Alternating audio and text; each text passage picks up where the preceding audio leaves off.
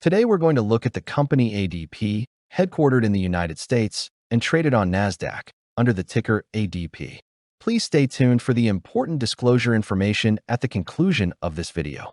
The story of automatic data processing, ADP, began in 1949 when a young accountant named Henry Taub founded Automatic Payrolls in Paterson, New Jersey.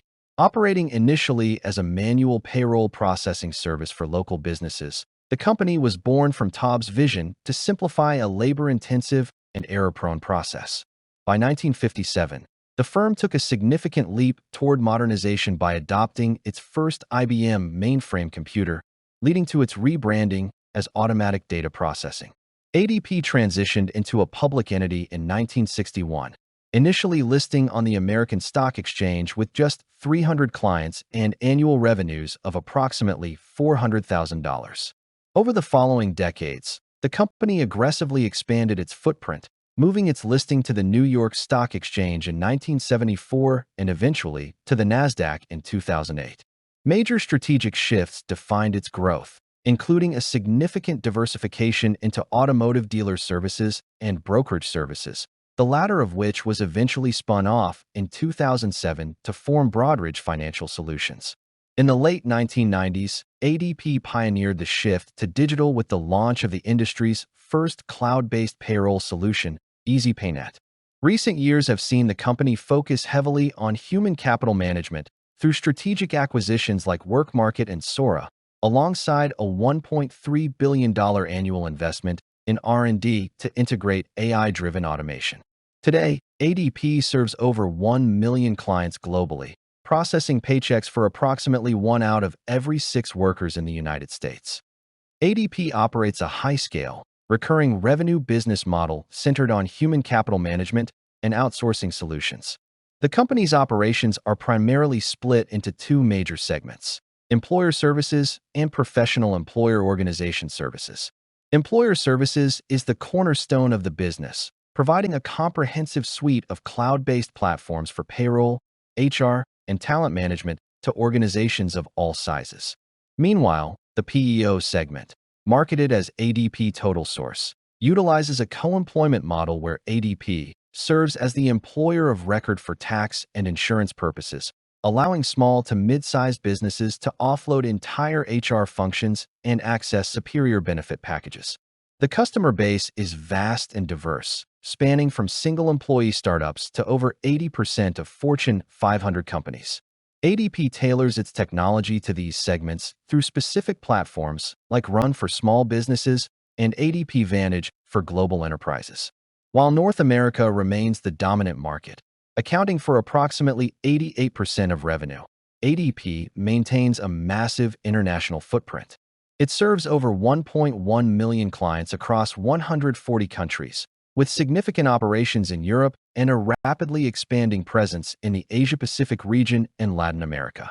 This global reach is a key differentiator, as it enables multinational corporations to manage a unified workforce across complex, multi-jurisdictional regulatory environments. The financial trajectory of ADP over the past 2 decades reflects a strategic pivot from traditional payroll processing toward a sophisticated, dual-engine growth model powered by cloud-based human capital management software and comprehensive HR outsourcing. Central to this evolution is the Employer Services division, which serves as the company's largest revenue stream. This segment provides the core technological infrastructure for payroll, tax, and benefits administration, increasingly integrated with advanced data analytics and artificial intelligence to serve businesses ranging from small startups to multinational enterprises. Parallel to its software-driven growth, ADP has aggressively expanded its PEO, professional employer organization, services segment, specifically through the ADP Total Source brand. This division operates on a co-employment model, allowing smaller organizations to leverage ADP's scale for better employee benefits, risk mitigation, and workers' compensation coverage. By assuming the role of the employer of record for tax and insurance purposes, ADP transforms HR from a cost center into a managed service, a strategy that has proven highly resilient even during broader economic fluctuations. This diversified approach, combining high-margin software subscriptions and steady outsourcing fees, has enabled ADP to maintain a remarkably consistent growth profile, achieving record revenues of $20.6 billion in fiscal year 2025. Understanding the mechanics of ADP's financial statements requires looking beneath the surface of its steady revenue growth to see how the company transforms high-volume transactions into cash flow. For over 70 years, ADP has refined a model that manages the intersection of technology and professional services, resulting in a consistent ability to generate liquidity. The transition from total revenue to operating cash flow is the most critical part of this story, as it highlights ADP's operational efficiency and its ability to manage the timing of cash receipts and payments. At the top of the waterfall is total revenue, which has grown nearly threefold over the last 20 years. This growth is driven by the employer services and professional employer organization segments, with the latter seeing significant acceleration in the past decade. The largest deduction from this revenue is the cost of goods sold, COGS, which for a service provider like ADP includes the high costs of maintaining massive data centers, cloud infrastructure, and the personnel required to provide high-touch HR support. While these costs scale with revenue, ADP has successfully maintained margins through automation and the transition from legacy systems to cloud-native platforms like Run and Vantage. Operational expenses like sales and marketing, research and development, R&D, and general and administrative, G&A, reflect the company's commitment to staying competitive. R&D spending is particularly noteworthy. ADP consistently invests roughly 4 to 5% of its revenue back into innovation. In recent years, this has shifted toward AI-driven automation, specifically ADP Assist, to reduce the manual labor required for payroll and compliance. These investments are treated as expenses on the income statement, but they are the primary engine for future cash flow, ensuring the software remains indispensable to its 1.1 million clients. One of the most unique aspects of ADP's cash flow model is the working capital change and contract liabilities. Because ADP often collects fees upfront or manages massive pools of client funds for payroll and tax payments, it benefits from a highly favorable cash conversion cycle. The contract liabilities row represents cash collected from customers for services that haven't been fully delivered yet, a hallmark of the SaaS, software as a service, model. Similarly, the working capital change reflects the net timing difference between when ADP pays its own suppliers and when it collects from clients. This float is a powerful source of internal financing that allows the company to operate with incredible liquidity. The other row in this reconstruction serves as the bridge for non-cash items. In a typical financial statement, this would include depreciation and amortization, which are non-cash expenses that reduce reported earnings but do not affect the actual cash sitting in the bank. By adding these back, we arrive at the true operating cash flow, the actual liquid capital generated by the business operations. This figure has grown from $1 billion in 2006 to almost $5 billion in 2025, providing the fuel for ADP's dividend policy and share buyback programs. Finally, we look at what is left for shareholders, free cash flow, FCF. This is calculated by taking operating cash flow and subtracting capital expenditures, CAPEX, which is the money spent on physical assets and capitalized software. ADP's asset-light model means its CAPEX is relatively low compared to its massive revenue, leading to very high FCF conversion. However, sophisticated investors often look at free cash flow minus stock-based compensation, SBC. Since SBC is a real cost to shareholders in the form of dilution, subtracting it gives the most conservative view of the cash available. Even with this adjustment, ADP remains a cash-generating powerhouse, with its adjusted FCF nearly quintupling over the 20-year period. This financial discipline is why the company remains a cornerstone of the HCM industry and a favorite for long-term investors. Understanding the long-term financial health of ADP requires a deep dive into how the company generates and then redeems its capital. The first row of our analysis, free cash flow minus stock-based compensation, serves as the true owner's earnings for the company. By subtracting the non-cash cost of equity awards, we arrive at the liquid cash available to be spent without diluting current shareholders. This figure has shown a remarkable steady climb, nearly quintupling since 2006. This consistency is the bedrock of ADP's business model. As the company transitions more clients to higher-margin cloud platforms, its cash generation becomes more predictable and less capital-intensive, allowing a higher percentage of revenue to drop directly to the bottom line as usable cash. The primary beneficiary of this cash generation has been the dividend. ADP is a member of the elite Dividend Kings, a group of companies that have increased their dividend payments every year for at least half a century. In late 2024, the board approved a 10% increase, signaling immense confidence in the company's future earnings power. As the table illustrates, the total cash outflow for dividends has scaled significantly, moving from $400 million in 2006 to over $2.5 billion today. This payout represents a balanced approach, typically targeting a payout ratio around 60% of net earnings, which allows the company to satisfy income-seeking investors while still retaining enough capital to fund growth initiatives and maintain its infrastructure. Share repurchases represent the second pillar of ADP's capital return strategy. Unlike many tech firms that use buybacks merely to offset the dilution of employee stock options, ADP has historically been an aggressive, net repurchaser of its own shares. These buybacks are funded by the excess cash left over after dividends and capital expenditures.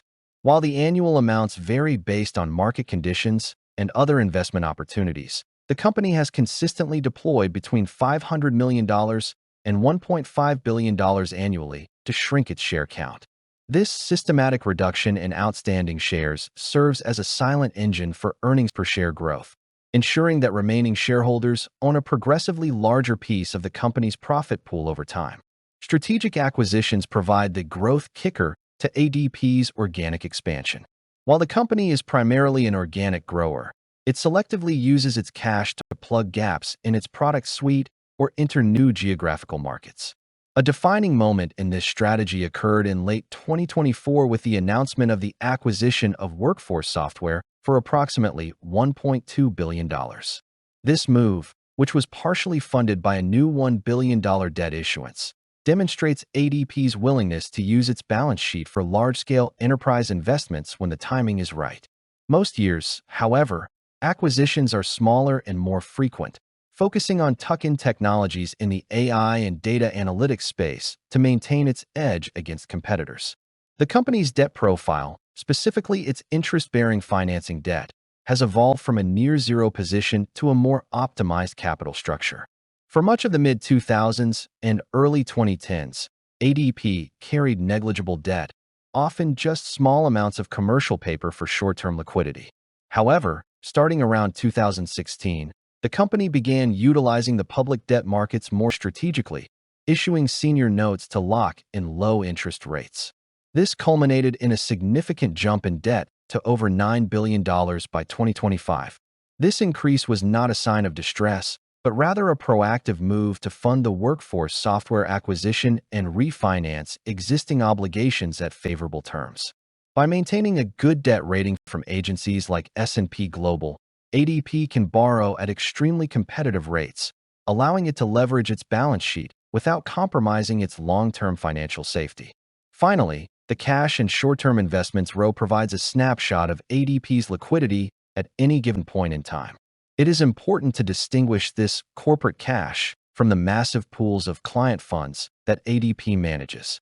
The figures in our table represent the cash that ADP actually owns, its war chest. This balance typically fluctuates between $1.5 billion and $2.5 billion, providing a safety net that covers nearly a full year of dividend payments. This multi-layered financial strategy, reliable cash flow, disciplined dividends, opportunistic buybacks, and a conservative but optimized debt load, has allowed ADP to navigate 2 decades of technological disruption and economic cycles while remaining a cornerstone of the global HR industry. ADP is led by Maria Black, who became the company's 7th president and CEO in January 2023. Black is a quintessential insider who has spent her entire professional career at the firm, having joined ADP in 1996 as a sales associate. Over nearly 3 decades, she ascended through increasingly senior roles, including President of Worldwide Sales and Marketing and President of the PEO segment. For the 2025 fiscal year, her compensation package reflected the company's strong performance, consisting of a base salary of $1.2 million and a total compensation of approximately $19.1 million.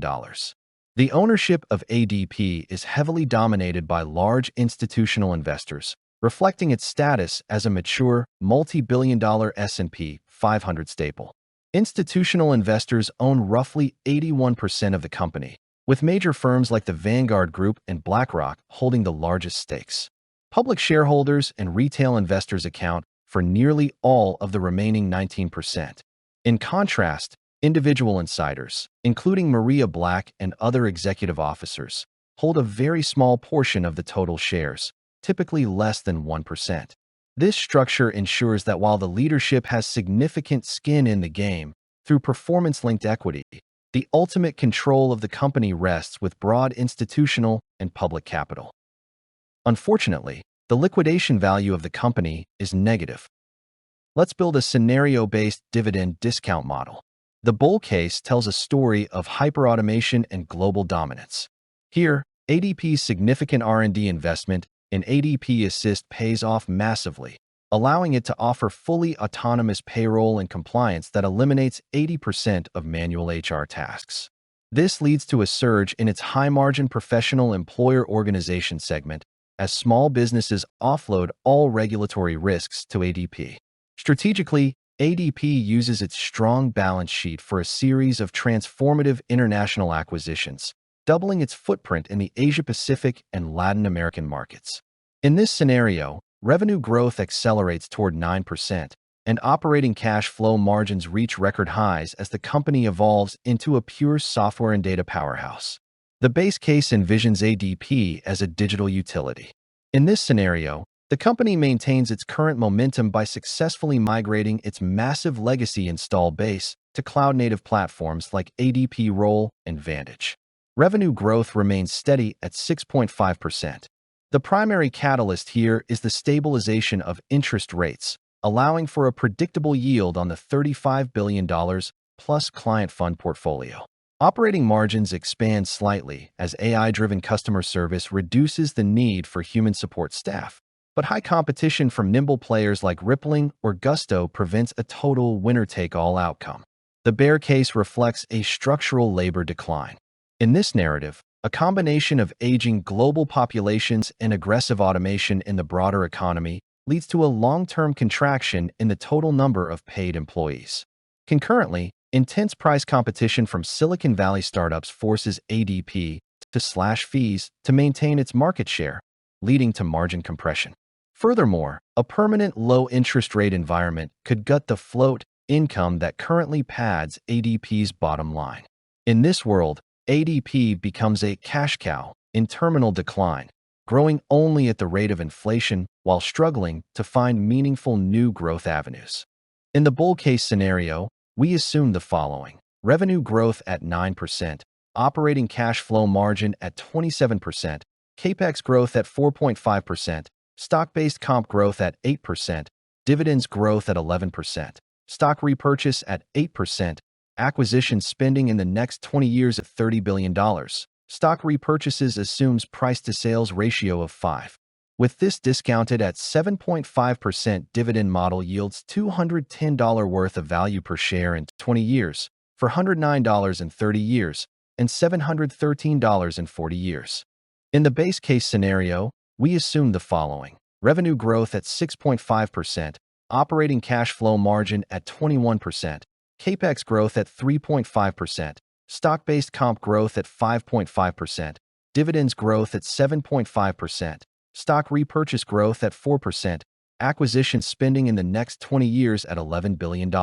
Stock repurchases assumes price-to-sales ratio of 5. With this discounted at 7.5%, dividend model yields $143 worth of value per share in 20 years, $226 in 30 years, and $314 in 40 years. In the bear case scenario, we assume the following: revenue growth at 4%, operating cash flow margin at 17%, CAPEX growth at 1.5%, stock-based comp growth at 2.5%, dividends growth at 4.5%, stock repurchase growth at 0.5%, acquisition spending in the next 20 years at $5 billion. Stock repurchases assumes price-to-sales ratio of 5. With this discounted at 7.5%, dividend model yields $106 worth of value per share in 20 years, $144 in 30 years, and $174 in 40 years. Thank you so much. Research like this takes a lot of time. If you enjoyed it, please like, subscribe, and consider supporting us. Please note that this video is for entertainment purposes only. We are not financial advisors. This video is not financial advice and should not be considered as such. This video does not provide any recommendations and does not endorse any decisions to buy, sell, or hold any security. We do not guarantee the accuracy or the completeness of the data provided in the video. We are not responsible or liable for any decision, damages, or losses the viewers may take or incur due to negligence or otherwise, based on any interaction, directly or indirectly, with this video. Past performance is not an indicator of future returns. The viewers are encouraged to seek independent legal, financial, taxation, or other professional advice for any action they might take.